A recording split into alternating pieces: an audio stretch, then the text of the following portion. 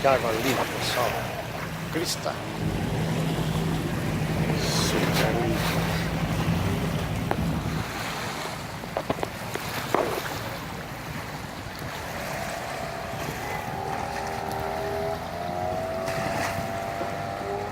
Essa ilha na frente chama-se Ilha das Cabras, ao lado aqui de Ilhabela.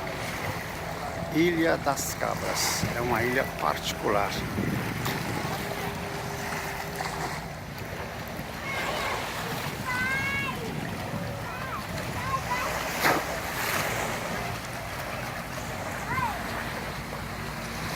Tudo bem, Cidinha? Curtindo o arzinho. Ilha das Cabras, Ilhabela. É isso aí, ó. A mulher acabou de almoçar agora, tá animada.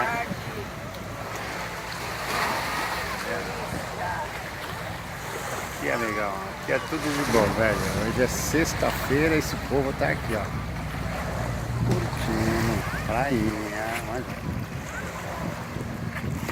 É isso. Ilhabela. Viu? A água é cristalina, olha.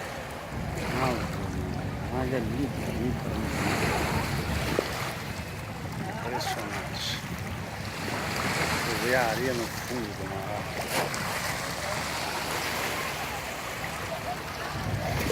Muito bom. Prainha pequena. Bora.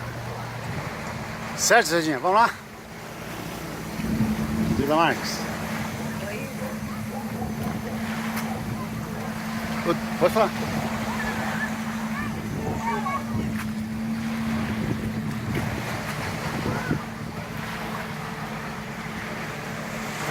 Stop. Olha, aquele combustível, ó, levou ali para Escuna. Eu vi para Escuna, né?